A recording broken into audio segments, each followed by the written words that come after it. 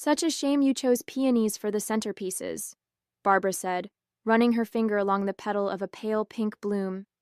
They'll be wilted by dinner. I told Jason you should have gone with orchids. I gripped the clipboard tighter, forcing a smile.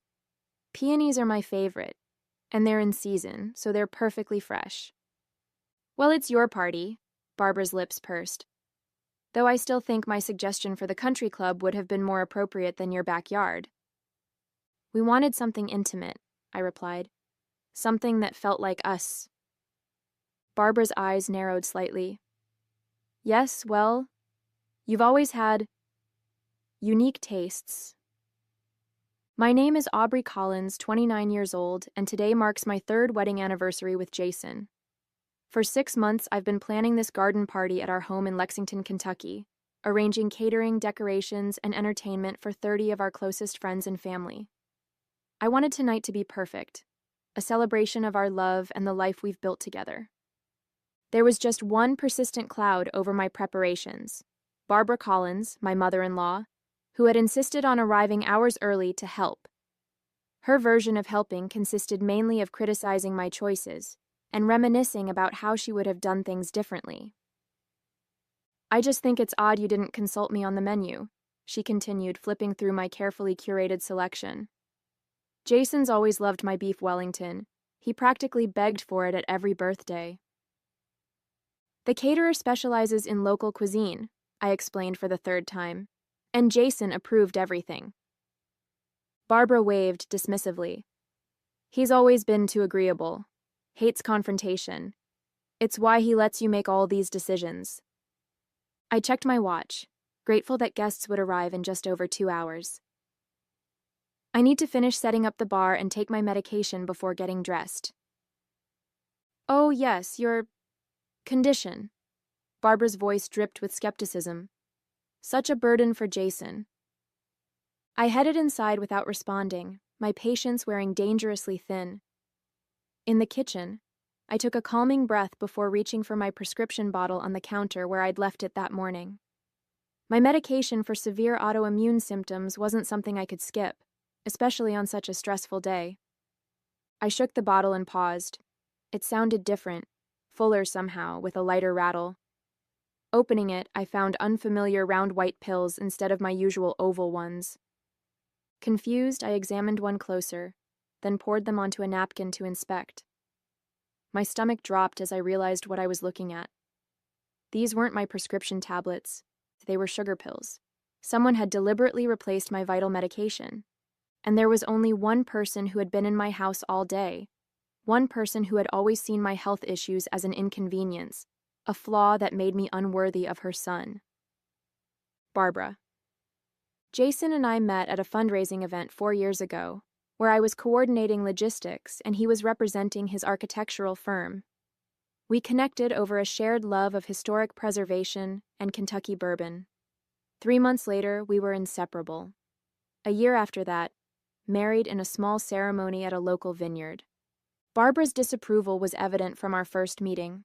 She'd had another woman in mind for Jason, the daughter of her bridge partner, a pediatric surgeon from a prominent local family.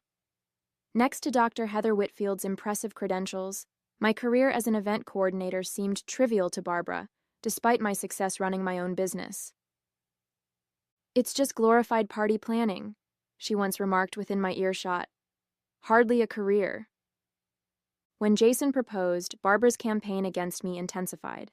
She questioned my health issues, the autoimmune condition I'd managed since college, suggesting I might be exaggerating for attention. She accidentally included shellfish, which I'm severely allergic to, in dishes she prepared for family dinners. She reminisced constantly about Jason's ex-girlfriends and their accomplishments. Despite her efforts, Jason and I built a happy life together. He supported my business as it grew, and I cheered him on when he made partner at his firm. We renovated a historic home in Lexington's Chevy Chase neighborhood, creating a space that reflected both our styles. Barbara found fault with every decision, from the paint colors to the furniture arrangement. "It's too modern," she complained. "The Collins family has always appreciated tradition." Jason usually deflected his mother's criticisms with good humor, attributing them to old-fashioned ideas and difficulty adjusting to change. He saw her actions as misguided attempts to protect him rather than deliberate attacks on me. "She'll come around," he often assured me. "She just needs time." 3 years later, I was still waiting for that miraculous transformation. If anything, Barbara had become more calculating, timing her barbs for moments when Jason wasn't present to witness them. For our anniversary party, I had attempted a peace offering, incorporating several elements Barbara might appreciate: her favorite flowers in the guest bathroom, the bourbon brand she preferred at the bar, a special table near the garden's best views. I even invited her early, hoping to make her feel included. Now, staring at the sugar pills that had replaced my medication, I realized how naive I'd been. Barbara hadn't come early to help. She had come to sabotage. I searched through my purse for my backup medication, which I always carried for emergencies. Finding the small pill case, I quickly took my proper dose. As I swallowed, I considered my options. Should I confront Barbara immediately? Tell Jason? Cancel the party altogether? The thought of Barbara's satisfaction if I ruined my own anniversary celebration made the decision for me. The party would go on, but I would be watching my mother-in-law very carefully. I finished my makeup and secured the last pin in my upswept hair, examining my reflection. The emerald green dress complemented my auburn hair, and if my smile seemed slightly forced, only I would notice. Taking a deep breath, I headed downstairs to check on the final preparations. The caterers were arranging appetizer trays in the kitchen. The bartender was setting up on the patio, and fairy lights twinkled throughout the garden.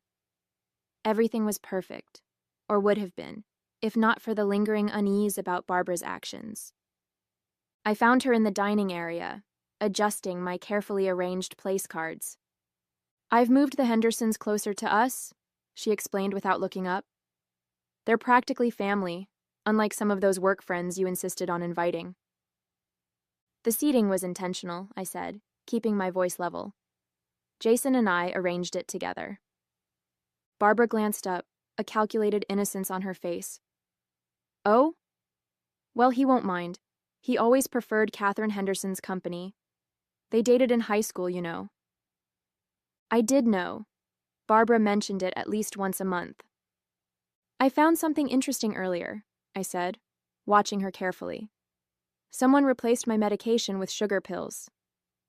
Barbara's expression didn't waver, but a slight flush appeared on her neck, her tell, as Jason had once pointed out. "How careless of you to mix them up," she replied smoothly. "I didn't mix anything up. My pills were deliberately switched." She straightened, meeting my eyes with a cold smile. "That's a serious accusation, Aubrey. Perhaps your condition is affecting your judgment. These autoimmune issues can sometimes impact cognitive function, can't they?" The calculated cruelty stole my breath momentarily. This wasn't just passive-aggressive sniping. This was dangerous. She had deliberately tampered with medication I needed. "Why do you hate me so much?" I asked, the question escaping before I could stop it. Barbara's smile tightened. "Hate is such a strong word. I simply recognize that you're not right for my son. Eventually he'll see it too. We've been happily married for 3 years." 3 years is nothing," she dismissed. "A fleeting moment. Jason needs someone who will enhance his life, not complicate it with health problems and frivolous career choices." As she turned back to the place cards, rearranging them to her preference once more, a terrible clarity came over me. Barbara wasn't simply difficult or overprotective. She was actively working to undermine my marriage, my health, my confidence. And she wouldn't stop. "Maybe you'll finally leave my son," she added softly, almost to herself. I stood frozen, the full implication of her words sinking in. She hadn't just wanted to make me ill for the party. She had hoped a medical episode might strain our marriage beyond repair. This was sabotage on a level I hadn't imagined possible. Jason's voice broke the moment as he came through the front door. "Hello? The florist just delivered more greenery. Where should I put it?" Barbara's demeanor shifted instantly, her voice warming. "In the kitchen, darling. Everything looks wonderful." As she brushed past me to greet her son, her eyes flashed a clear message. This is far from over. And in that moment, I realized she was right. This wasn't over, but it wouldn't end the way Barbara expected. When Jason entered the dining area, I forced a smile, unwilling to cast a shadow over our celebration by revealing his mother's actions. Not yet, anyway. I needed proof, something more concrete than switched pills that Barbara could easily deny or attribute to my confusion. You look stunning, Jason said, kissing my cheek. Everything okay? You seem tense. Just pre-party nerves, I assured him. Would you mind checking that the bartender has enough ice? I need to review a few things with the caterer. Once Jason headed to the backyard, I slipped into the guest bathroom where Barbara had left her oversized purse. I hesitated only briefly before searching it, finding my original pills tucked into an inner pocket. I took a photo with my phone, then returned everything exactly as I'd found it. Evidence secured, I rejoined the preparations, keeping a careful distance from Barbara while observing her every move. She hovered around the bar for several minutes, pointing out specific bottles to the bartender with unusual interest. When she stepped away, I approached him. My mother-in-law can be particular, I said conversationally. What was she asking about? The champagne, he replied. She wanted to make sure we're serving the French brand she requested for the toast, not the domestic one on the general bar menu. Said she has the refined palate in the family. He rolled his eyes slightly. I nodded, remembering Barbara's insistence on providing her own champagne. Dom Pérignon, a specific vintage she claimed was the only acceptable choice for proper celebrations. It was the one contribution she'd made that I'd accepted without argument, if only to give her something to feel important about. Where did she have you put it? I asked. In the wine cooler, left side, said it's only for her and a few select guests. My suspicion grew. I checked the wine cooler when the bartender was distracted, finding the distinctive bottle with a small piece of blue tape on the bottom, Barbara's way of marking it presumably. I didn't dare open it, but made a mental note to watch closely when it was served. The first guests arrived at 7, and soon our backyard was filled with conversation and laughter. I moved through the crowd, playing hostess while keeping Barbara in my peripheral vision. She held court near the koi pond, regaling Jason's colleagues with stories of his childhood achievements, carefully edited to minimize my presence in his current success. At one point, I overheard her speaking to Jason's boss. Of course, the Hendersons' daughter would have been the more conventional choice. She's just made head of neurosurgery at Johns Hopkins. But Jason always had a soft spot for creative types. I bit my tongue and moved on, reminding myself that engaging would only give her the reaction she wanted. As dinner approached, Barbara cornered me in the kitchen under the guise of helping with the final touches. I noticed you took your medication after all, she said quietly. How fortunate you had extras. I always carry backups, I replied evenly. Given my serious medical condition. Her eyes narrowed slightly. Yes, your condition. How convenient it never seems to hinder you when there's a party to plan or attention to be gained. Before I could respond, she added, I understand if this is all too much for you. No one would blame you if you needed to lie down while I handle the hosting duties. The offer might have seemed thoughtful to an outsider, but we both knew what it was, another attempt to sideline me at my own anniversary celebration.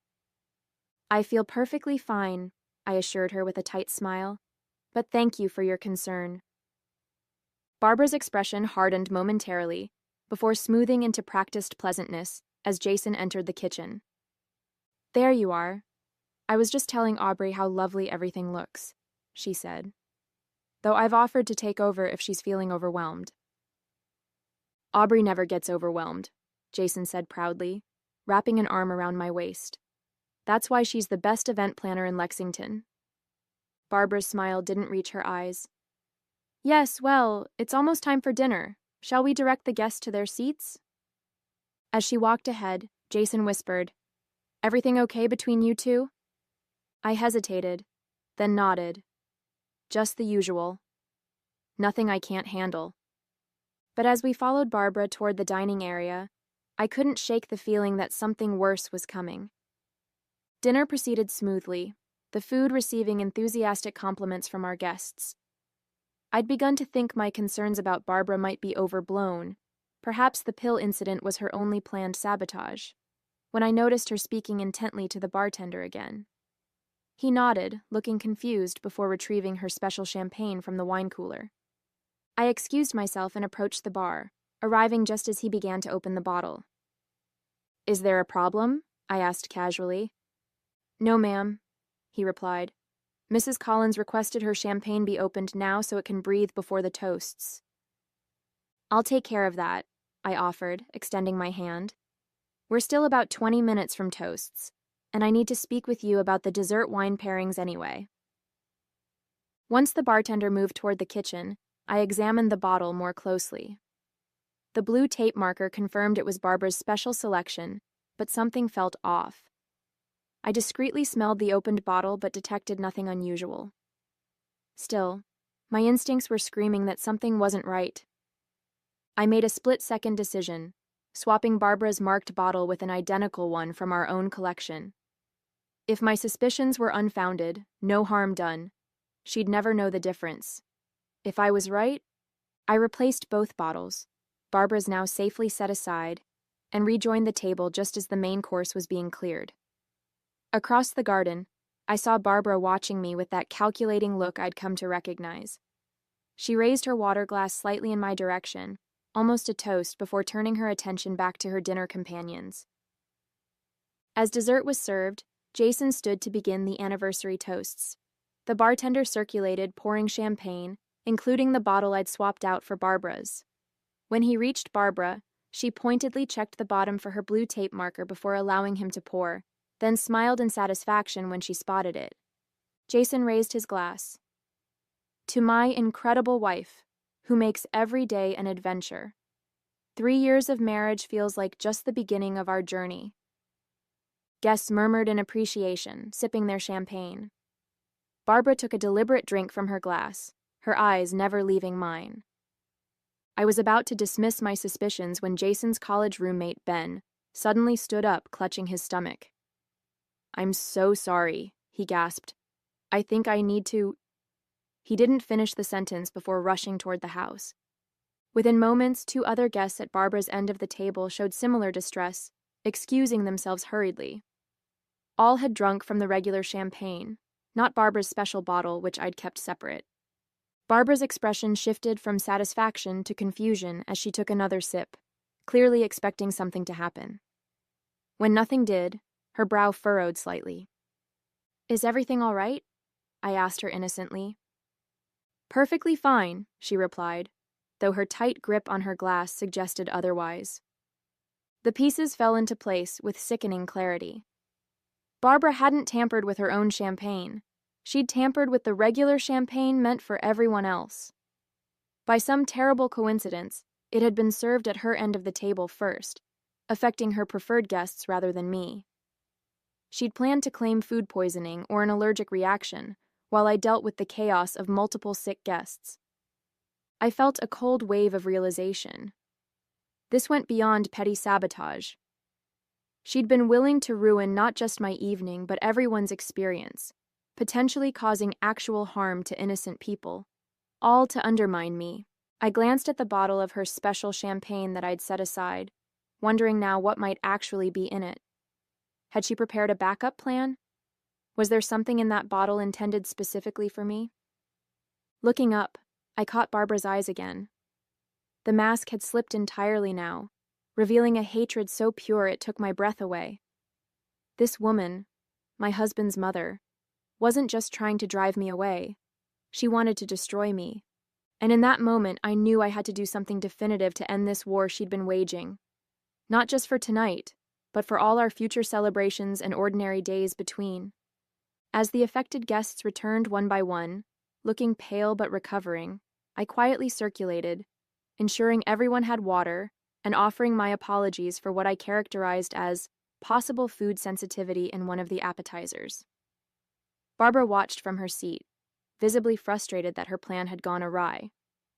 Jason was busy speaking with his boss, giving me a moment to approach the bartender again. The champagne we set aside earlier, could you pour a glass just for Mrs. Collins? I asked quietly. She's mentioned the other bottle doesn't taste right to her.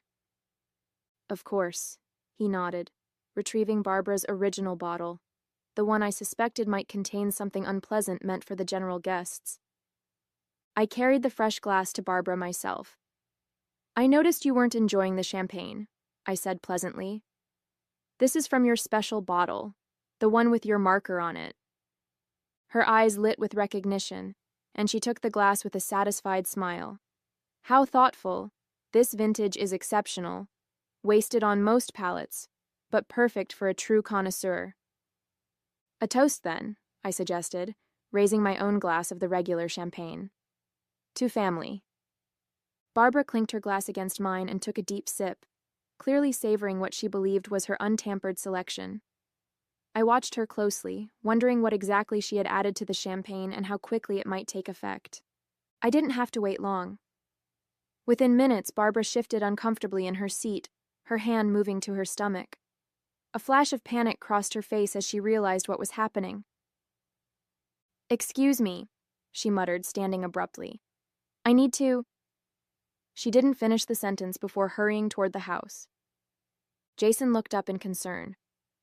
"Is Mom okay?" "Probably just needed the restroom," I replied calmly. The toast is about to continue. As planned, our closest friend David rose to deliver the next speech.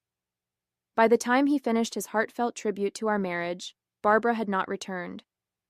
10 minutes later, there was still no sign of her. "Maybe I should check on Mom," Jason suggested, looking worried. "I'll go," I offered. "You should stay with our guests." I found Barbara in the upstairs bathroom, the door locked. "Barbara? Are you all right?" I called, knowing perfectly well she wasn't. "Go away," came her strained voice. "Should I call a doctor? Was it something you ate or drank?" There was a pause before the door opened just enough to reveal Barbara's ashen face. "You knew," she hissed. "You switched the bottles." I maintained a neutral expression. "I'm not sure what you mean. Are you suggesting someone tampered with the champagne? That would be not only cruel but potentially dangerous, wouldn't it?" The implication hung between us. We both knew what she had done. "This isn't over," Barbara warned, her voice weak but venomous. "Actually, it is," I replied quietly. "I found my medication in your purse. I have photos. I also saved a sample of both champagne bottles. If anything like this ever happens again, if you ever try to sabotage my health, my marriage, or even just a dinner party, I'll go to Jason with everything. Do you understand?" Barbara's face contorted with fury, but another wave of intestinal distress cut off whatever she had planned to say. The bathroom door slammed shut. "I'll let Jason know you're not feeling well," I called through the door. "Such a shame you'll miss the rest of the celebration." As I walked away, I heard what might have been a sob of frustration. For the first time since meeting Barbara, I felt something close to pity for her. How empty her life must be, to focus so much energy on destroying someone else's happiness. Rejoining the party, I found Jason in the garden, concern etched on his face.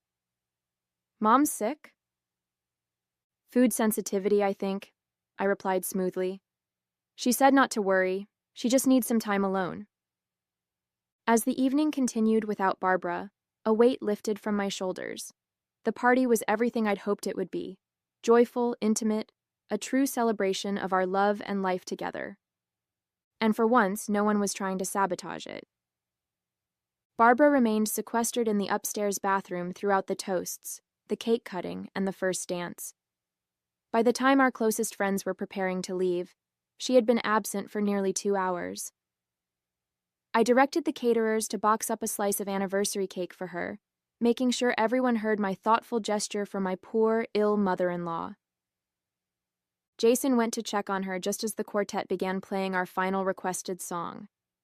He returned looking troubled. "She's finally coming down," he whispered. "But she's insisting someone tampered with her drink." On cue, Barbara appeared at the edge of the garden, her carefully styled hair now limp, her makeup smudged despite obvious attempts to fix it. Her eyes locked onto mine with undisguised hatred. I squeezed Jason's hand. I think the heat and excitement might have been too much for her.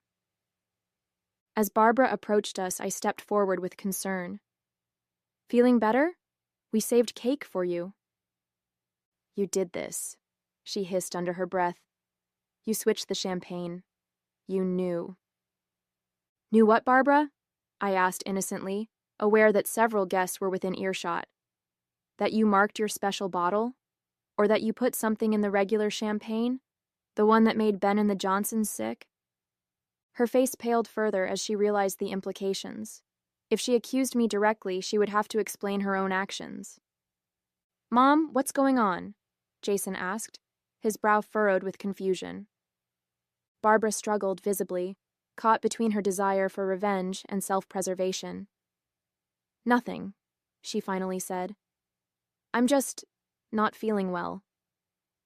Such a shame you missed most of the party, I said, handing her the cake box, especially after you arrived so early to help. The emphasis on help wasn't lost on Barbara. Her hands shook slightly as she took the box. Perhaps next time you'll be able to enjoy the whole celebration, I added, without any unexpected interruptions. Barbara's eyes narrowed at the implied threat, but with Jason and the remaining guests watching, she could only manage a tight smile. Yes, next time. But we both knew there wouldn't be a next time, at least not one where she had any control. I had won. As the last guest departed and the catering staff began cleanup, Barbara announced she would be leaving despite our offer for her to stay overnight as planned. I think it's best if I go home, she said stiffly. I'm clearly not well.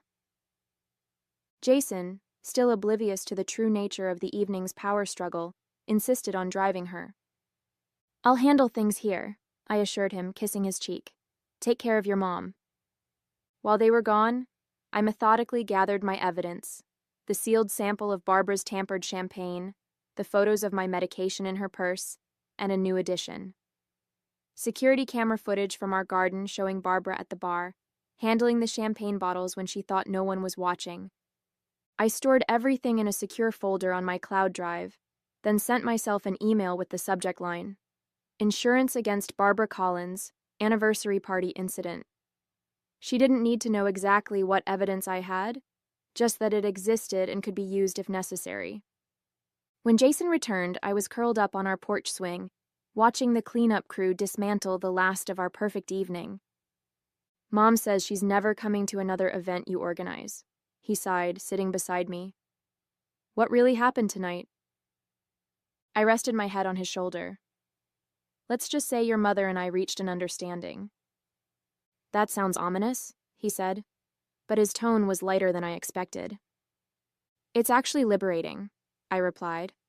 I think we'll have a much more peaceful relationship going forward. 2 days later, a stiff note arrived from Barbara, declining our Thanksgiving invitation with a vague reference to prior commitments. The following week, she announced plans to vacation in Europe for Christmas, her first holiday away from Jason in his entire life. As I pinned her note to our kitchen bulletin board, I couldn't help but smile. Sometimes the best revenge isn't just about winning the battle, it's about changing the entire war. And our future celebrations would be perfectly peaceful without Barbara's presence, just as I had planned all along.